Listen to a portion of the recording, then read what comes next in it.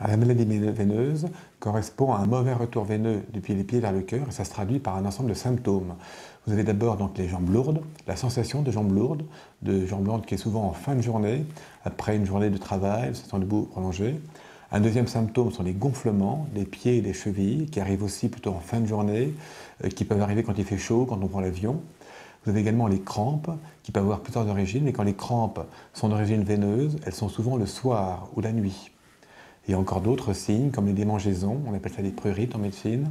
Et puis ensuite, vous avez des choses visibles. Vous avez les varicosités, les petits vaisseaux qu'on voit apparents sur la peau. Vous avez les varices, qui sont plus importantes. Et puis parfois aussi, il y a des signes de complications de la maladie veineuse, c'est-à-dire des pigmentations brunes au niveau des chevilles, on appelle ça des dermites, ou bien des eczémas variqueux, ou bien des ulcères de jambes, des plaies chroniques au niveau des chevilles. Il y a une dimension inflammatoire importante dans l'insuffisance veineuse, donc on appelle la maladie veineuse. C'est lié au fait que le sang stagne dans les jambes. Le sang des veines a du mal à remonter vers le cœur. Ce sang qui stagne, c'est du sang qui doit normalement ramener les déchets des cellules depuis les pieds vers le cœur, donc les déchets et le gaz carbonique. Lorsque le sang stagne, il y a plusieurs conséquences. L'une des conséquences, c'est que ça entraîne le passage de petites cellules du sang autour des veines, elles vont sortir des veines pour aller autour des veines, et ces petites cellules, lorsqu'elles vont fonctionner, peuvent générer elles-mêmes un mécanisme d'inflammation. C'est-à-dire que du fait de ces petites cellules, qui est en fait le mécanisme, on verra apparaître sur sa jambe, d'abord des douleurs avant tout, et on verra apparaître des signes d'inflammation, donc des rougeurs qui peuvent apparaître sur la peau, des démangeaisons, et puis éventuellement il peut apparaître des pigmentations brunes, ou même des ulcères de jambes. L'ulcère de jambe est la conséquence maximum du facteur inflammatoire.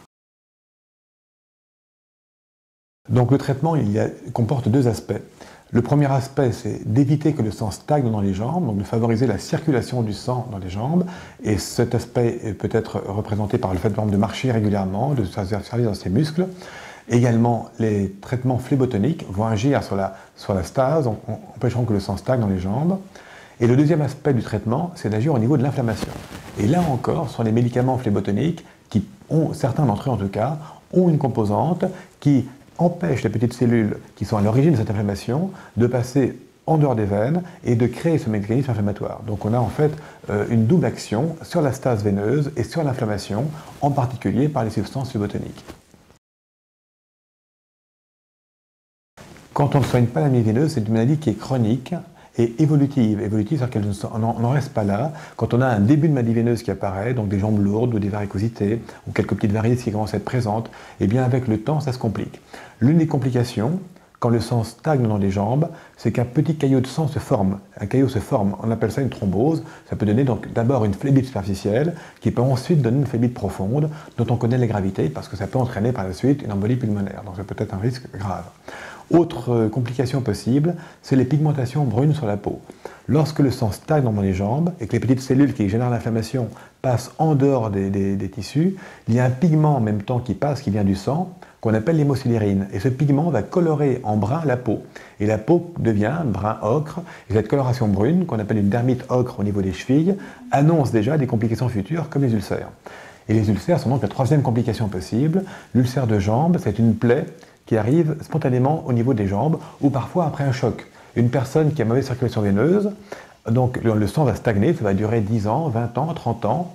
Un jour, elle aura un choc sur la jambe, par exemple, elle peut prendre un chariot dans une gare qui va lui blesser la cheville, et au lieu de cicatriser, la plaie va s'empirer, s'aggraver, et ça va former ce qu'on appelle un ulcère, qui peut être chronique. Un ulcère de jambe peut durer 6 mois, 1 an, 2 ans, avant de pouvoir fermer.